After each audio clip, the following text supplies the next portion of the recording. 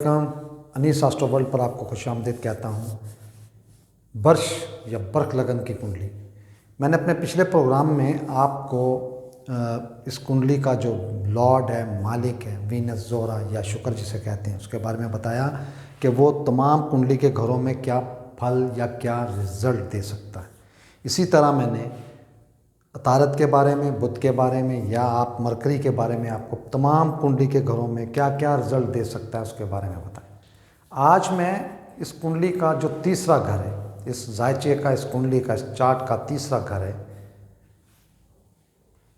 कर्क या सरतान या आप इसे कैंसर कह लें, और इसका लॉर्ड कमर होता है, मून या चंद्रमा कहते हैं। और इस कुंडली में वीनस ने, ज़ोहरा ने या शुक्र ने मून को या चंद्र को मारक गिरा की क्वालिटी में रखा। मतलब अपने जो घर अलॉट किए, जो डिपार्टमेंट उसको दिए, उसमें उसको मारक घर दिया, क्योंकि तीसरा, छठा, आठवां और 12वां ये नाकस घर होते हैं, कुंडली के नाकस घर होते हैं ये, और इनका लॉर्ड नाकस रिजल्ट देता है कुंडली में। तो शुरू करते हैं। चंद्र या कमर अगर आप इस कुंडली के लगन में होगा और यहाँ पर वो तीसरे घर के मंसूबात को साथ लेके शख्सियत पर बैठेगा, इस शख्सियत को उलझा कर रखेगा। इंतहा की मेहनत, इंतहा का बहन भाइयों में फंसा हुआ, और बोलने में भी, गुफ्तगू में भी थोड़ा सा उखड़पन या आप कह लें कि सख्ती या तलखी होगी इसमें, और अक्सर ये तबीयत नासाजी का कहेगा, जिस्म थका हुआ या तबीयत नासाज होने का शिकवा करता रहेगा। इसी तरह अगर चंद्रमा दूसरे घर में हुआ, कुंडली के दूसरे घर में हुआ, तो यहाँ पर ये फैमिली के साथ, फैमिली को दूर या फैमिली से अटैचमेंट बहुत कम होगी इसका किसी ना किसी के साथ कुछ मामला चलते रहेंगे, ऊपर नीचे होते रहेंगे, और ये लड़ाई झगड़े की तरफ ज़्यादा माइल होगा, या फैमिली के लिए ये फैमिली को गलत और फैमिली इसको गलत, को इस तरह के मामला होंगे। और फाइनेंस के मामले में भी सख्त मेहनत के बाद इसको फाइनेंस में शायद ही कोई ब्रेक थ्रू मिल सके। तीसरे घर में ये अपना ही इसकी राशि है, अपना ही इसका बुर्ज है, इसमें ये मेहनत बढ़ा देगा, ये इंतहा की मेहनत करवाएगा और बहुत देर से उसका रिजल्ट मिलेगा। ये छोटे बहन भाइयों के साथ क्लैश या लड़ाई झगड़े का माहौल रहेगा, छोटे छोटे सफ़र, फजूल के छोटे छोटे सफ़र करेगा, और उसका रिजल्ट भी इसको कोई अच्छा नहीं मिलना। चौथे घर में ये वालदा का घर है, सुख का घर है, और ये ज़ाती रिहाइश, ज़ाती सवारी का घर है। और मारक गिरा जब आपके इस कुंडली वाले के चौथे घर में आएगा, तो यहाँ पर वो तीसरे घर के जो भी उसके पास ताकत है या उसके पास तीसरे घर के जो मंसूबात हैं उसको लेकर यहाँ पे बैठेगा। सुख नाम की चीज़ इस जायचे वाले के मुकद्दर में नहीं होगी, बहुत स्ट्रगल करनी पड़ेगी। वालदा के साथ तल्लकात भी अच्छे नहीं होंगे, और अगर अच्छे होंगे तो वालदा की तबीयत या उनकी कोई इस तरह का मामला होगा जिसमें वो परेशान रहेगा। ज़ाती रिहाइश के मामले में बहुत स्ट्रगल करेगा, और उम्र के आखिरी हिस्से में जाकर शायद कामयाब हो सके। इसी तरह सवारी के मामले में सवारी भी लेट हो सकती है, अगर जल्दी भी ले लेता है तो उसमें कोई ना कोई उलझन, परेशानी या तकलीफ़ें बर्दाश्त करना पड़ेगी। पाँचवें घर में, कुंडली के पाँचवें घर में हुआ तो ये त्रिकोण, कुंडली का त्रिकोण है, बहुत ही आला घर होता है ये एजुकेशन का घर है, ये औलाद का घर है, ये आपकी प्लानिंग का घर है, और उसमें एक मारक गिरा के बैठने से इसके मंसूबात नाकस हो जाएंगे, और ये एजुकेशन मुकम्मल नहीं कर पाएगा, और अगर मुकम्मल भी कर सका तो कोई इतने अच्छे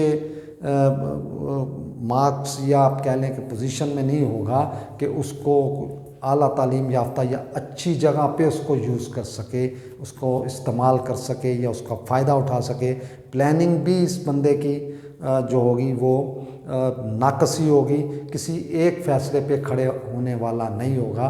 ये डबल माइंडेड पर्सनैलिटी की तरफ इशारा करता है। छठे घर में आए तो हर चीज़, ये छठे घर में आने से इसको, इस पर्सनैलिटी को, अगर ये मून या चंद्रमा इस कुंडली के छठे घर में मौजूद हुआ तो बड़ी बीमारी होने का अंदेशा है। और ख़ास तौर पर जब इस चंद्रमा की महादशा आएगी या किसी भी स्टार की अंतर्दशा आएगी या प्रियंतर दशा आएगी तो उसमें इसको कोई बड़ी बीमारी या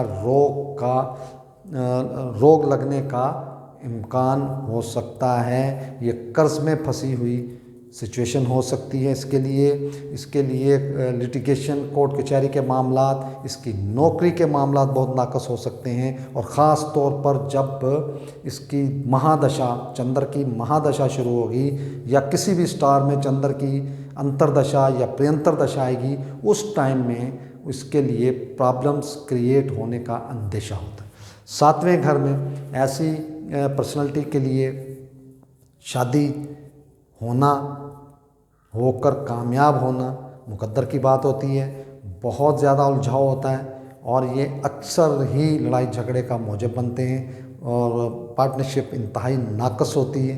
टूटने का इम्कान होता है, बहुत ज़्यादा टूटने का इम्कान होता है।